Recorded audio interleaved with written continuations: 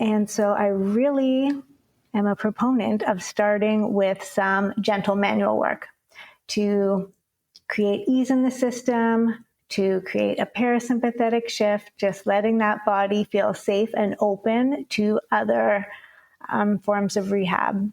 And, sometimes someone will come in, they haven't blinked in 48 hours, like they are just so revved up that we really need to bring them to a space that, okay, their system is ready for something a little more active. Welcome to Life After Impact, the Concussion Recovery Podcast.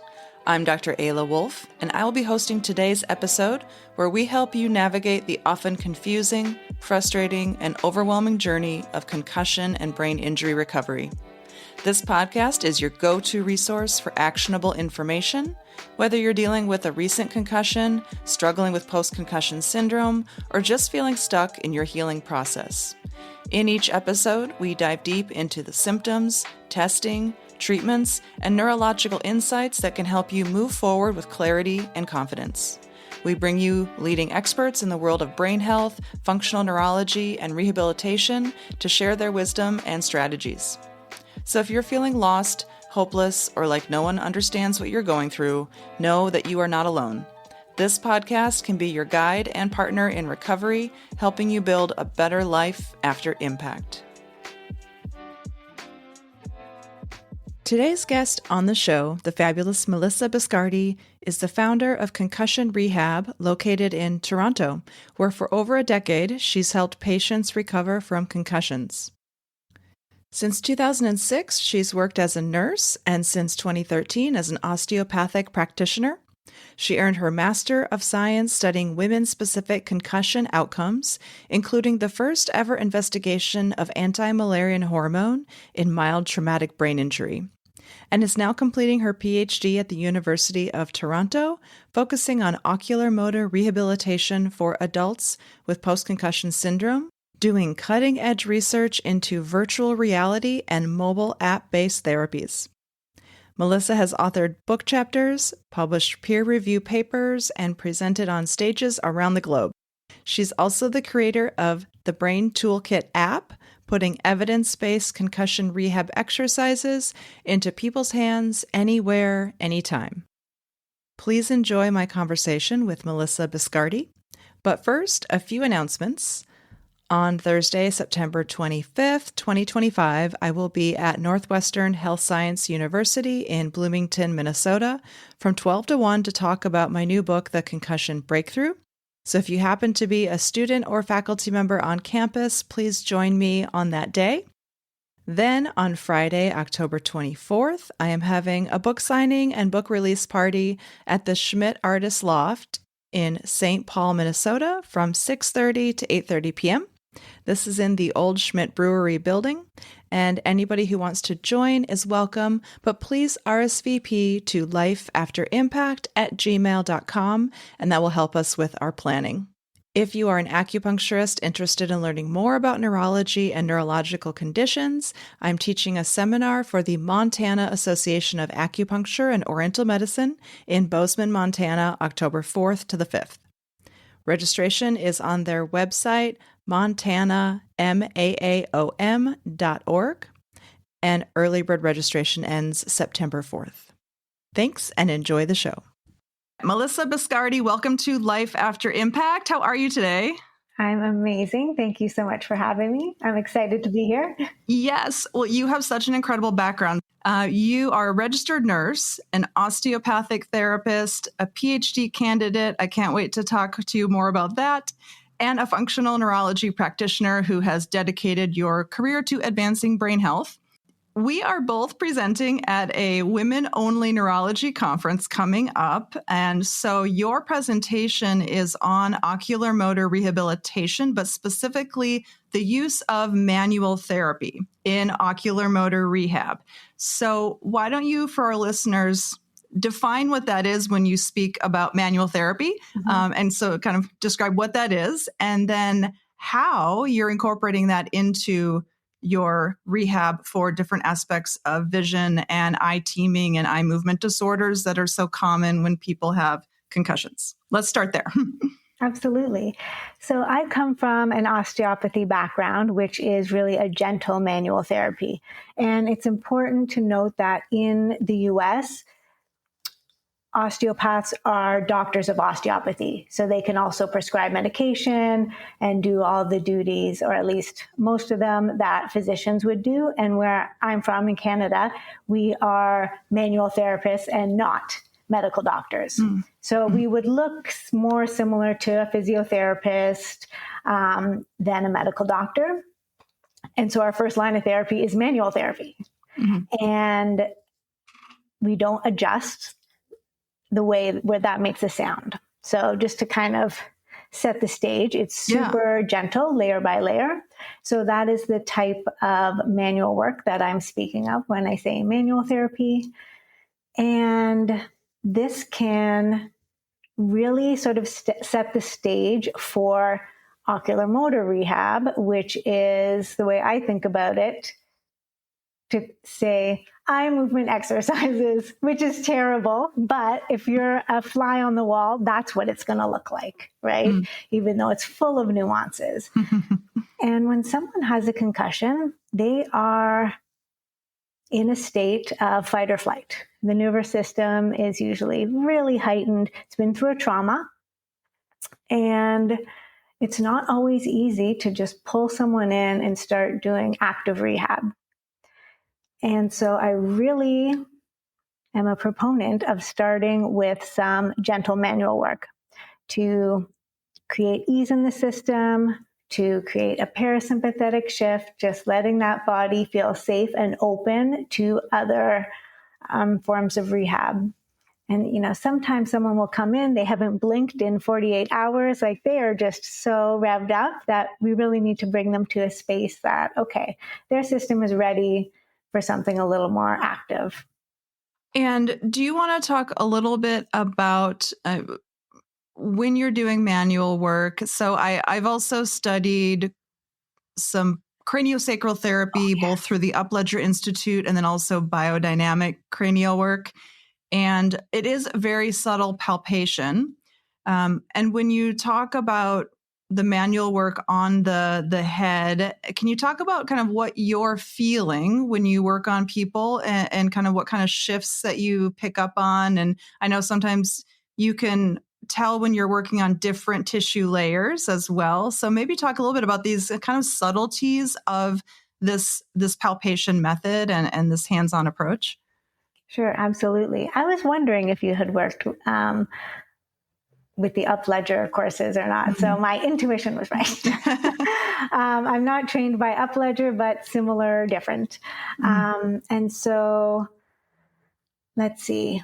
When we're palpating, let's say the cranium, one thing is looking for directions of ease and directions of bind. So where does the tissue like to go?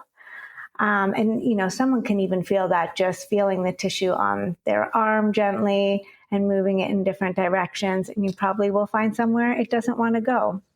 And usually when someone comes in and they are in a sympathetic state, we will go into the ease. So following the tissue where it wants to go, like pushing a drawer in when it's stuck versus just yanking on it and trying to pull it out. When it comes to cranial, especially with the extraocular muscles, most of them come to a common tendon, and they are connected to the cranial bones. So as we create ease around the cranial tissue, which attaches to the cranial bones, which then attaches to the dura, like really we are working on all the layers and even working on the brain when you think about it. Yeah. And I've also found too that a lot of people, when they have that kind of sympathetic elevation and their visual system is taxed, maybe because they're overusing it or there's just a lot of fatigue in the system, that I get much better results when I can guide somebody through almost like an eye exercise warm up, so to speak, with their eyes closed. Yes. And also just tuning into their own ability to move their eyes in different directions, feeling into, does it feel, is there more strain in the system when I look left versus right, or up left versus down right? And so I find, anytime somebody exercises, obviously we recommend, let's warm up your muscles first. It only would make sense then that if you're doing visual rehab and eye exercises, that you would want to warm your eyes up first. And so do you also kind of guide people through some visualization exercises, or just more of like some eye movements with their eyes closed to be able to tune into that system and see kind of where their baseline is at? I definitely do eye movements with the eyes closed.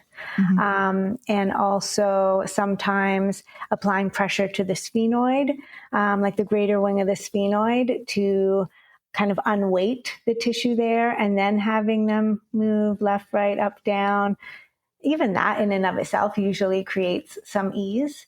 And yes, having patients notice the subtleties instead of just, oh, my eyes are tight or my eyes are in pain. But okay, which areas maybe need a little more nurturing. And also, when you have someone on the table and you're doing some of this more subtle work, sometimes you'll visualize also when the nervous system is like, oh yeah, so I'm in a safe place now. And they'll do, a big inhalation, exhalation. So the body's communicating with us all the time. Yeah, yeah. And what would you say are the most common eye movement impairments that you see with your concussion patients that maybe often get missed in kind of other types of settings? I would say that I think hopefully almost everyone who's working in concussion is looking at the eye movements, but it's important to pay attention to the nuances. So yes, maybe the eye can get from A to B, but does it take 10 stops along the way, right?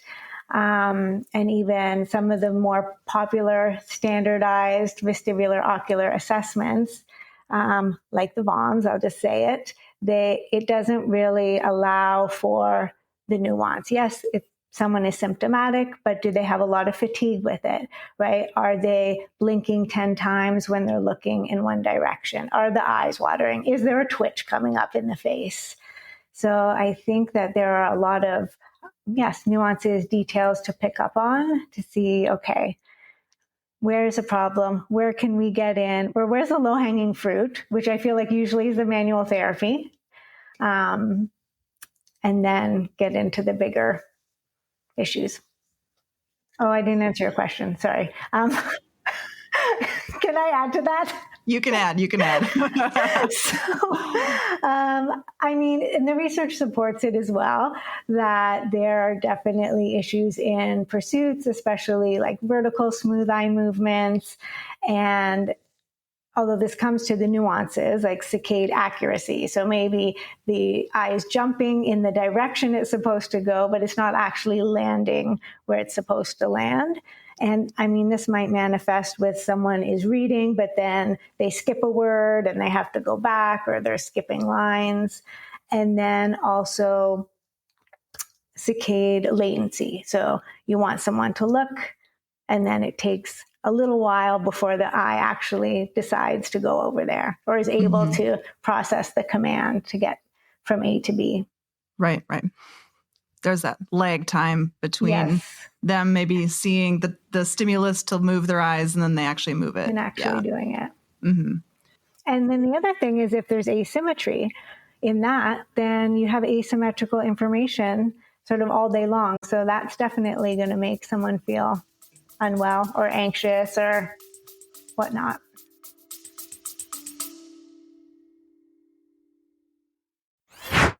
Imagine trying to do something good for your body, like make a high-protein smoothie for breakfast or after a workout, only to find your protein powder is full of junk. Heavy metals, artificial sweeteners, and chemicals you can't even pronounce. It is frustrating when you try to do the right thing, but instead you just end up adding to the toxic burden in your body. As someone who cares deeply about what goes into my body, as well as the patients that I work with, I believe that what we consume regularly needs to support our health, not silently sabotage it. That's why I use Puri. Their protein powder is made from clean, high-quality ingredients, and it's third-party tested for heavy metals and contaminants because they don't just say it's pure, they actually prove it. You can find collagen peptides, whey protein, and plant-based options on their website. Check them out at puri.com. That's PUORI.com, and use the code LIFEAFTERIMPACT for a 20% discount on your first order. Right. And I think that those subtleties are so important. I often liken it to driving your car with a spare tire on. You know, having that spare tire still gets you from point A to point B, but you're not going to be able to drive your car at peak performance when you have a spare tire on. And it's like these little, subtle struggles within the system over time can really cause a lot of almost, wear and tear or fatigue to the system. Absolutely. I like that analogy. And yes, it drains the battery faster, I like to say, right? Yeah. What are the most common ones you think you see in your practice? Definitely vergence issues I see all the time. Yeah, whether that's issues with convergence or divergence. And I find, when I assess it from maybe straight on, people are fine. But as soon as I start looking at angles, then all of a sudden people start to struggle. And so I do think that, with a lot of these standard tests, like you said, they're missing the nuances of, well, what happens if your head is turned to the right? And so, I have someone this week who came in for a 5-day intensive and vertical pursuits looked really good. As soon as we moved her into a right yaw, vertical pursuits broke down. And so those subtleties are also important because if people know that they don't feel comfortable in a certain head position, that's going to change how they carry themselves through life. And that's going to have consequences. Absolutely. Going back to your PhD, that's also focused on ocular motor function. Is that correct? Yes. And in the PhD, we need to have like 3 studies or 3 components. So the first part, I did a systematic review of what's out there. And it's all in the optometry literature for the most part, for my exclusion criteria at the very least. And, it was really surprising because there wasn't much out there. And even though we know, or we see at the very least, how effective it can be, and optometrists use it or neuro-optometrists, but there really has not been a lot published, which I think is one of the reasons why there's, feisty debate about how good it is or whatnot in the medical community. So, but I consolidated the literature to say these are the gaps. And then study 2 was looking at a sample of people who are seen in the hospital I'm doing the research out of. So how many of these people are still having visual type issues after 30 days? And then study 3, which is the real fun one, is I'm doing a ocular motor rehabilitation intervention delivered in VR, compared to usual care, essentially, which is not very much around these parts. And the people who are participating are between 30 days and a year post-injury. And if they get the intervention, they get 6 weeks of this sort of ocular motor rehab therapy in VR, and then home-based reinforcement on an app. And so it's really cool. So they're physically going in to get the VR. Yes. And in theory, it would be better if they came in daily and did the VR, because the VR has more options, but that is just not feasible. So it's like, what can we do that is feasible, and then feasible when it translates into practice? Because even in the intensive, it's 5 days, but then you do something at home.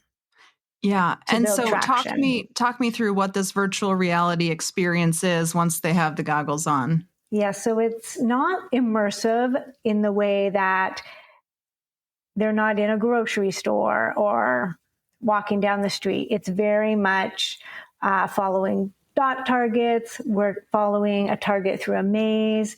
There's one where targets are coming at them, like bullets. I'm not sure why they thought that was a good idea. Yeah. So, but actually people love that one because the bullets come and you explode them with your saccades, essentially. And then it gets more challenging. And as you become less accurate or slower and not getting it, then, then they end it. So, oh, you don't explode. No, they haven't added that part yet.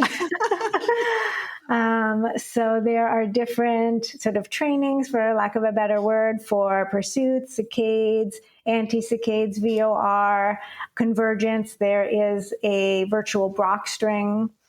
So it covers sort of all the foundational eye movements in a simple, but I don't want to say gamified, but a little bit creative way. Yeah. And you can change the settings for difficulty and range. It's not as personalized as, if you had someone in front of you, you could really do nuanced angles and rates. But I think it's pretty good. And it really can make the rehab more accessible, right? Because there are only so many clinical neuroscientists and physiotherapists, especially outside of the major centers. So I feel like there's a role for it.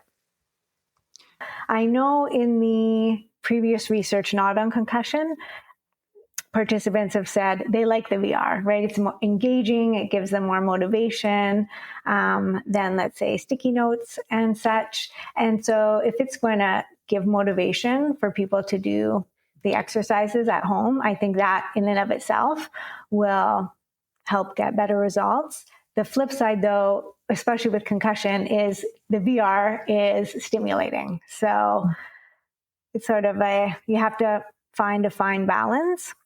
What we're seeing is that people like it, though. So even if you get a little bit of a headache or whatnot, it's a trade-off people are willing to have. And I see that in the office too, right? I say, okay, well, I want to do the VR assessment, even if I'm going to feel a little unwell after. Mm-hmm. Yeah. And do you find that when people take the goggles off after kind of doing all these different eye movements, that they are a little off balance or dizzy at the end? Often, I would say the most common, and you might see this in office too, is sort of eye strain or headache, sometimes a little bit of dizziness, but I would say those are the most common, resolving pretty quickly. And so similar to, I want to say, the protocol used for the treadmill or whatnot, like using a scale, how much effort are you exerting? What symptoms are you having? How would you rate them? So not just pushing people as hard as we can, but okay, based on how you tolerated this last time, based on how you tolerated the homework, how far along can we move you? So they're coming back down to baseline rather quickly. Yes, I would say so. Like less than, I wouldn't say 1 minute for most people. And then occasionally like up to 10 minutes. Yeah. Yeah. Which is pretty good. I think it was last year, maybe my nephew has an Oculus Prime. Oh, and yes. So I put it on for the first time ever. And it was this game where you're a monkey and you had to move your arms in order to move forwards and jump. And I had never done this before. I thought it was so cool. And I kept so all of a sudden I'm playing it. I'm totally fine. And then boom, it was like instant, intense nausea. Oh, and I was like, I think I may have overdone it. And did you have ever sensitivity before to screens or after your concussion? I feel like I've always been pretty good with movement, but I think that I also persevere. Well, one of the symptoms that I had after my concussions is when I would stop my car, I would feel like my seat was still translating forwards. So I'd feel like the car was still moving forward. Okay. So I do think that even though I'm not afraid of movements and I do a lot of movements, and a lot of times I still spin around in my chair and do some full body rotation just as let's take a break from the screen.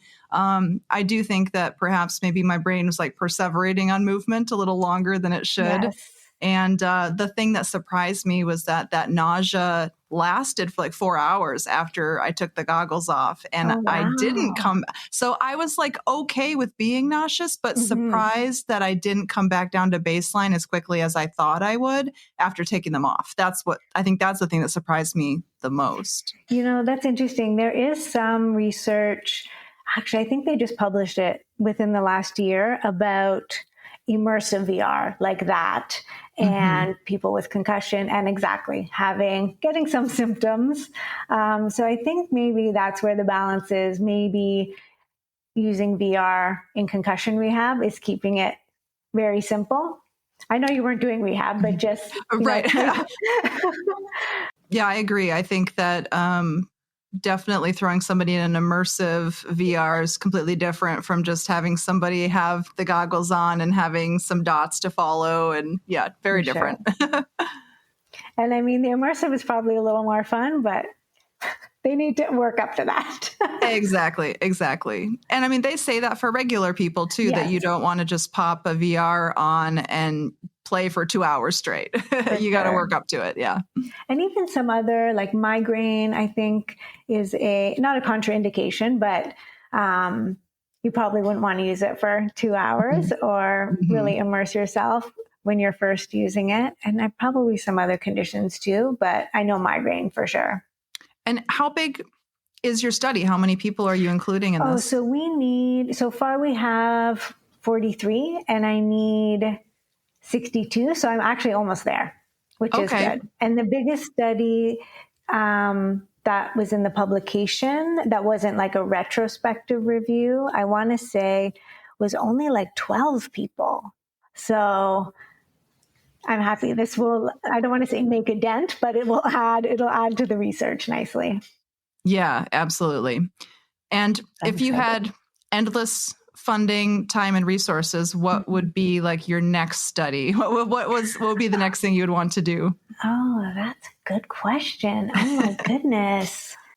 Okay. Well, I definitely, for selfish reasons, I would want to see how far we could use my app. Like, what do people even need the VR? Can we just use something even more accessible?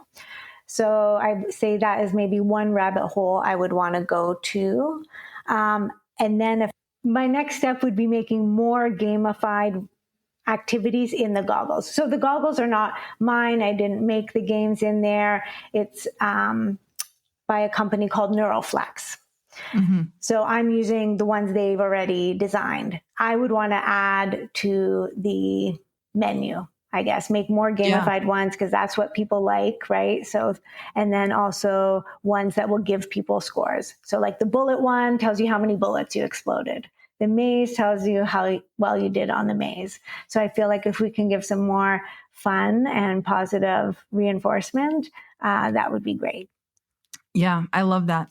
And then for people who aren't familiar with your Brain Toolkit app, why don't you talk a little bit about when you developed it, kind of how it's evolved over time and what it has to offer people? Sure. So the Brain Toolkit app is an app for clinicians and patients, and it is for Android and iOS, which was actually the first motivation for it because I'm an Android user and there just wasn't much out there. So I said, okay, I need a basic app just for pursuits, saccades, OPK, hemistim. So that was the first edition. It was very bare bones. And over time, with feedback from people and just thinking, oh, it'd be nice if I could do this and that. And oh, I guess people need instructions in there. So it's really evolved. And more recently, we improved the user interface, which is great. And it has things for eye movement assessment or intervention, like the basics that I just mentioned. And then it has a few, I want to say, cognitive ones, or you could use them that way, like memory. And there's one where it flashes a random letter. So you can be creative with how you use it. Random shapes, which I actually use a lot somehow, just being creative. And then recently we put in subjective visual vertical assessment, which is great. I would want to say, because it gives you an objective angle for the clinician. So some of the things are more clinician targeted, I want to say, but even some of them the patients can use to just sort of assess themselves or do this and send me how it went. Yeah. And it's super easy to use, which I think is important for accessibility, especially when people have a brain injury. Mm-hmm. Yeah. Well, and it's nice too to be able to send patients home with exercises where you're not having to be like, okay, I need you to teach your husband how to move his thumbs like this. For sure. Yeah. Especially with the anti-saccades, right? Mm-hmm. When you need an opposite target So I find it's helpful for sure. Mm-hmm. Yeah. So it sounds like in your practice, you're doing a really lovely combination of both hands-on stuff. You also do acupuncture. We should talk about that too. It's funny because so I am not as well versed as yourself in acupuncture. I did here it's called medical acupuncture, quote unquote. So we learn, I want to say it was 6 months, but not intensive, right? So you go every 3 weeks for 3 days and you learn the acupuncture points more related to the nerves, which are the same as the meridians, essentially. Yeah. So we learn a little bit of the language from Chinese medicine, but I will think about it a little bit differently. But I find that also it's such a great tool for people. Yeah. Yeah. I find especially, around the eyes, there's so many points that just help to relax the muscles, relax, the face, but then also helping with headaches. So many people with concussions are jaw clenchers, which contributes to the headaches and the eye strain. A lot of times what people will say after a treatment, they're like, I feel like I can open my eyes wider. So they're not like walking around with kind of the squinty eyes as much. Oh, I'm glad you raised that point, that people are squinting their eyes, because then you have a lot of face tension from that. And exactly, you come in like that. And how great is it if we can work on that before we start working on other things? Yeah. Yeah, absolutely. And then in terms of the manual therapy, are there, for kind of people who are maybe interested in pursuing it, you talked a little bit about the difference between kind of craniosacral therapy versus osteopathic and kind of manual manipulation from an osteopathic perspective. Are there any limitations or contraindications or things that people should be aware of? One important thing to note is if someone has a lot of autonomic symptoms, like placing pressure on the eyes, sometimes can cause a negative response. So I would say, especially if you're trying this at home or just trying it with your patients for the first time, to sort of work around the eyes or make sure that, like I would say for POTS, probably not the greatest thing, or other people that are having just their nervous system up and down, heart issues. We don't want to put a lot of pressure on the eyes. So just safely working around those tissues, that would be the major contraindication. Let's go back to the research that you did on women and concussions and a specific hormone, the anti-Müllerian hormone, or AMH, and talk a little bit about why you decided to focus on that particular hormone. What was the study design? What did you find? What did you discover? Sure. So when I started my master's, I didn't come up with this idea. I came in to this research lab, and my supervisor, Dr. Cole Antonio, she had the idea to look at, okay, we know women have disruptions in their periods, or some women do after concussion, and sometimes this lasts for years. Sometimes they don't have their period for years or months. Could this actually be affecting time to menopause? Which we didn't know, and we still kind of don't know. But how we wanted to test that then with an objective marker was with anti-Müllerian hormone, which is ovarian reserve or time to menopause. So we recruited people from the same hospital that I'm recruiting from now, but a different area. And we did one blood test to measure their levels. And I mean, my sample was only 10 people, so we can't say too much.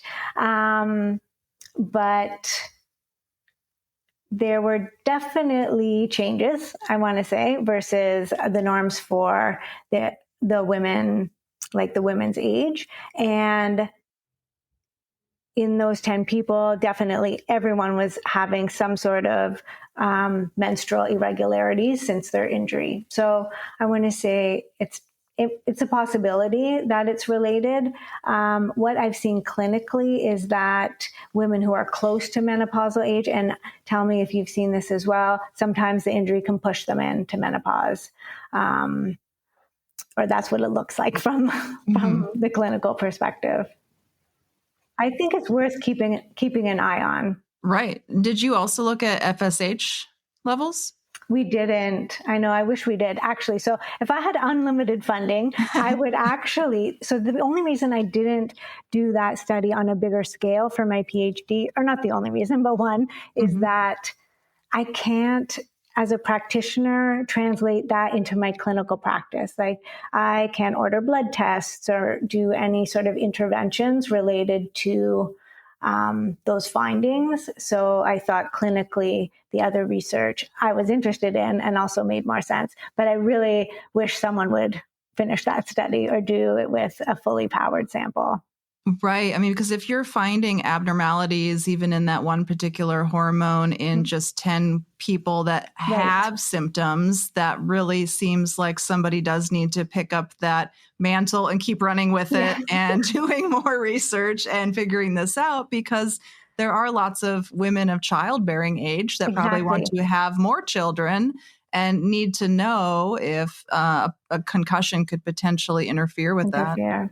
Yeah, and the mean age for concussion in women is 31. So it's like right when many are trying to conceive, are planning to.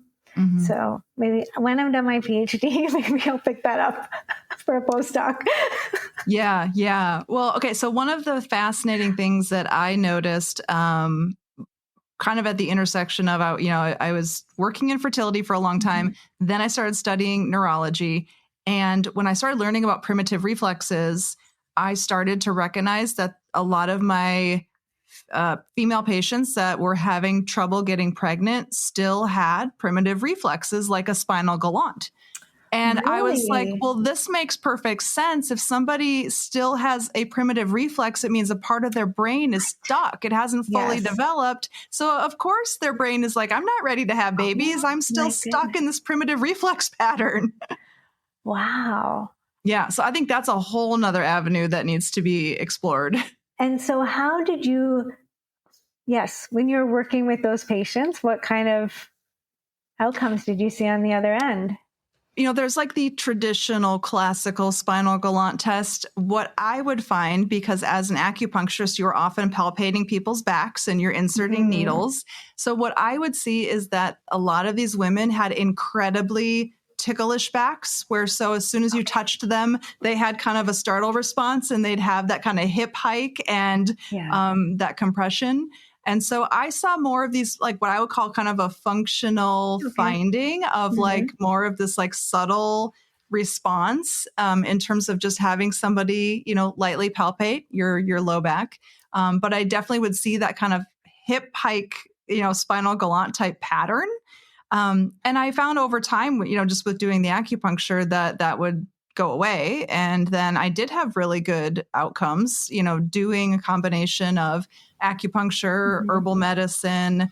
Many of these women were also, seeking out reproductive medicine at different fertility clinics too. So there were many different scenarios, whether they were doing it just, in working on things in my clinic or also doing IUIs or IVF. So lots of different scenarios. But that concept of finding these primitive reflexes or some subtle variation of it felt to me like it was important and needed to be explored.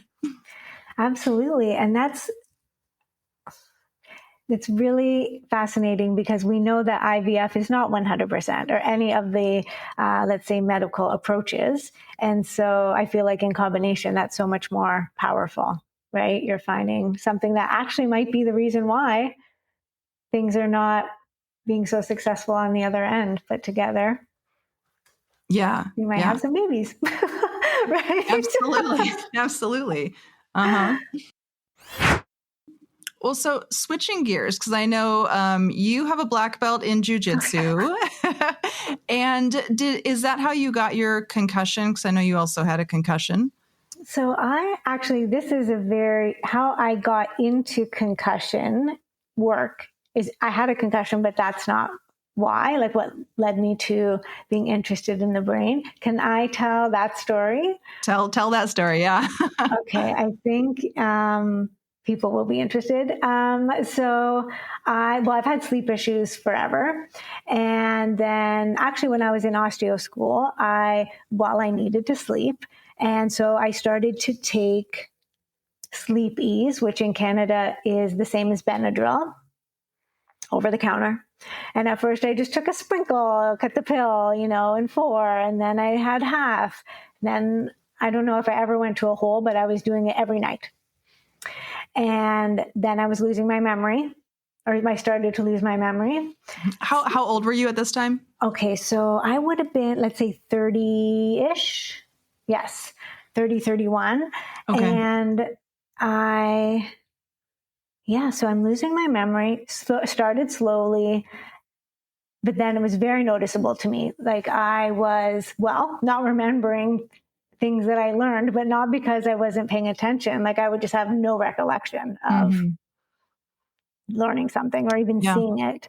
And then I started to get facial blindness where I just wouldn't recognize people. And everyone was just like, oh, it's nothing. Oh, it's stress, the whole invisible injury thing. And I'm a medical practitioner, so I was able to access everyone. I had MRI, I had the great sports doctor look at me, and no one was asking the right questions. That's really what it came down to. And I just happened to be chatting. Actually, it relates to jiu-jitsu because I was chatting with a teammate about sleep. And then he said, oh, did you hear about that study that showed that Benadryl is associated with Alzheimer's? Mm-hmm. And I was like, no, I haven't seen that study, actually.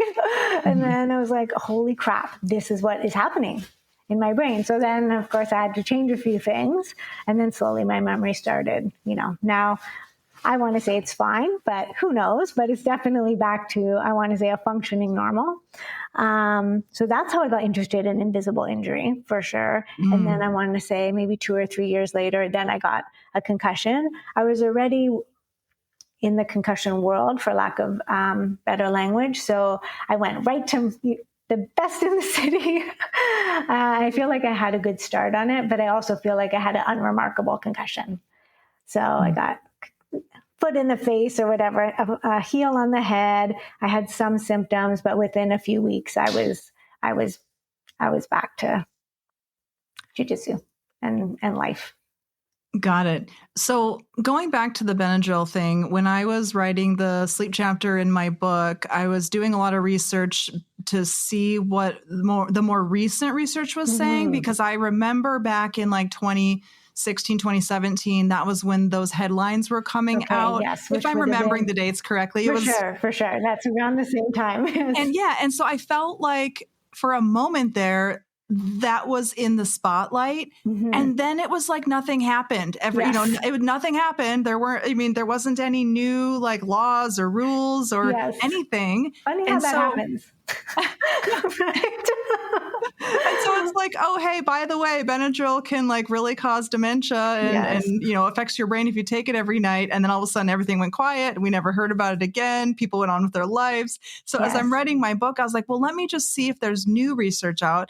And in fact, there was this really large study that took place in France, and they looked at people's use of Benadryl and they categorized it as like no use, low use, moderate use, and high use. And they were actually able to show that like the people who were using Benadryl more frequently had indeed, like more risk of having dementia. And so they even showed this like dose dependent nature to using it. But I'm like, but now nobody's talking about it anymore. And I was like, this makes me so mad. I know. I'm like, I try and mention it to my patients because it comes up, especially around allergy season.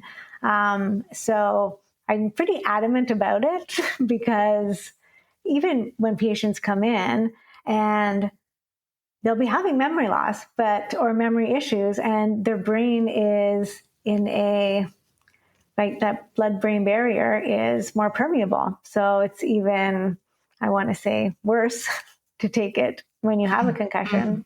Mm-hmm. Yeah. And then also, people don't know Benadryl is sleepies, right? Like, we have the same chemical that is put in different boxes with different names. Mm-hmm. So Right. yeah, I feel like we have a big responsibility to educate as much as we can. Yep, absolutely.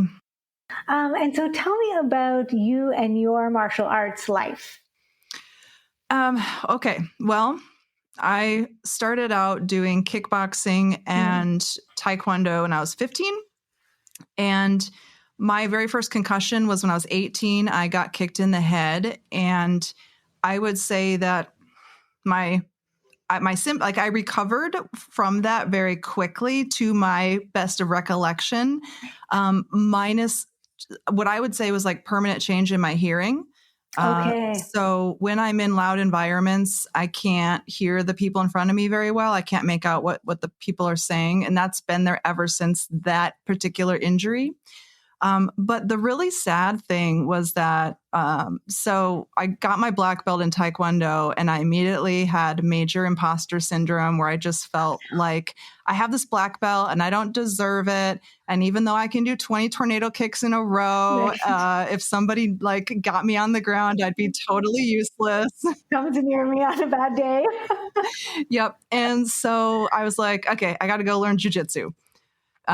And so I started training jujitsu, but that was during my master's program. And I had the opportunity at the jujitsu school to teach the kickboxing classes. And so as a broke master's student, I was like, do I make money or do I spend money? Right. Yes. And I didn't have time to do both. So I ended up stopping the jujitsu, which in hindsight, I wish I hadn't. So then I, taught kickboxing for a while. And then in my 30s, at this point, I was living in Oregon. I decided to start training again. Only I went so when I was younger, I did gi. And when I started back up, I did no gi. So I trained no gi for a long time, pretty consistently. But that was also at the peak of my kind of post-concussion syndrome. Mm-hmm. And so the sad piece of it was that I was showing up to class every day and I wasn't remembering anything, like you were saying before, right?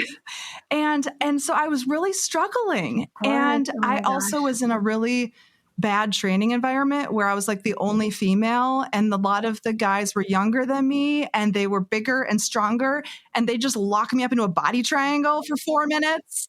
Oh my gosh, that's the worst. I know. I'm like, I'm not learning anything, right? Trying to struggle out of your 200-pound body triangle. And so it wasn't not learning anything either. Right. So it's so silly. It is. Yeah. So I was in a bad environment. It was not conducive to my own learning. My head injury was not conducive to my own learning. And I was like full on doing MMA. I was studying like takedowns. I was doing sparring. I was doing jujitsu, no gi. And I went to a couple of jujitsu tournaments. And at one point, one of my friends who taught jujitsu and had his own school, he just looked at me and he goes, "You don't want this as bad as these other people that you're competing against." And he was right, because I was 35 years old. I owned my own business. Right. I was working full time. I wasn't out for blood like some of these 21-year-old females with a chip on their shoulder were at the time. And so this like a whole MMA scene back then was very just cutthroat. And some of these girls were, a little nasty. Like they didn't care if they injured you. They just wanted to win and prove themselves. And again, coming from a healthcare background, I didn't want to go in and give other people concussions so he was right. He just looked at me dead in the eye and he said, "You don't want this as much as they do. And so you're not going to succeed." And he was right. So I I kept training, but with a different attitude. Right. I actually got out of the no gi and I started training gi again at his school, which was hilarious because no gi is so much faster. And so he just kept screaming at me, slow down, just slow it down.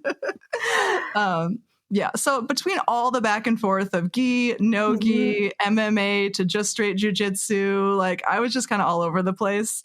And then eventually I had a back surgery. I had to have a fusion in my low back.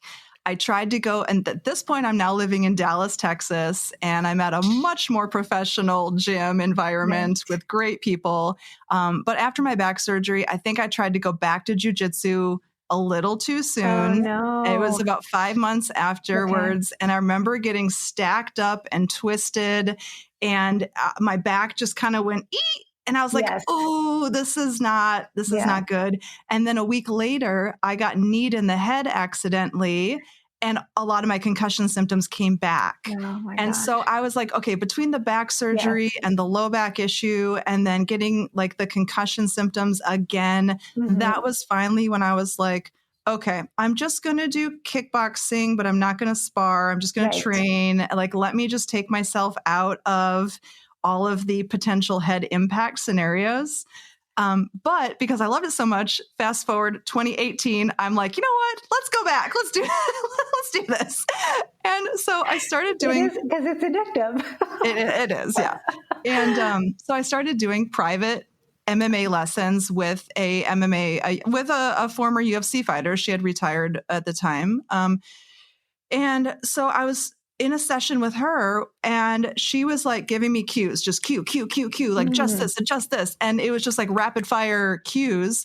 And all of a sudden my brain just went, boop, and it just paused for like half a second. And in that half a second, she clocked me right between the eyes, and all my concussion symptoms came back again. And so again, it's like, all right, okay, how many times does the universe want to tell me like, I can't do this anymore. I have too much on the line with my career. It's tough though when you like something a lot and it makes you feel good in some ways. You get the endorphins, the physical activity. So I can see why you kept going back. Yeah. I mean, when you do something for 20 years, it becomes part of your identity. And I think that's a big part of why it's hard for fighters to retire, or, it's like their whole identity is wrapped up in themselves as a competitor. And I get that. I mean, how many concussions did it take until I was finally like, okay, let's do CrossFit instead. I didn't know we had so much in common, and I actually have hearing loss. But that's a whole other episode. Wow. So we're in busy places. Same thing. I have trouble hearing people, and I never realized how, I don't want to use the word severe, but I'll throw it in, like how severe the loss was until COVID, because people would come in wearing masks. And then I realized, oh my gosh, I'm relying quite a bit on actually seeing people's lips move, and I just didn't realize it. So yeah, that clued you into like the severity of it. Oh, interesting. And was your hearing loss from a concussion or something different? No, I think so. It happened in the beginning. I didn't really even notice it. It's kind of similar to the memory thing, like asking people to repeat themselves, or is that actually loud or not? But I think it was from antibiotic use. Okay. Because I had lots of strep, and basically just strep, but multiple times a year when I was growing up. So I feel like it might have been that. Sure. Just an ototoxic antibiotic that killed some hair cells. All the medications are getting me, basically. Right? Yeah. But on the other side, like, that's good to know, right? Because often we take things and don't look at the fine print, or maybe are not as informed as we could be. Right. And it's so hard when you're like, okay, well, this is a known side effect, but it's not a common one. Yes. And so it's like, how do I even weigh the pros and cons of do I take this or not based on what I know? It's not an easy decision for anybody. For sure. For sure. Oh gosh. Well, is there anything else we haven't talked about that you want to cover? Well, actually, yes. The fact that, just to remind people that we're both talking at We Shine on September 1st. So the We Shine is a virtual symposium that is all female-led and all female speakers. So yeah, I'll put a link to the show notes to the conference. Yeah. Awesome. And so I'm curious. So what are you doing on a daily basis for your brain health? That's a good question. So I always get movement in. Like now I like to run. That's how I get my endorphins that I don't get from jiu-jitsu. And I use the red light, maybe not every day, but a few days a week. And I try and do some mindfulness, but I would say for me, mindfulness, never mind. I just started a big gratitude poster.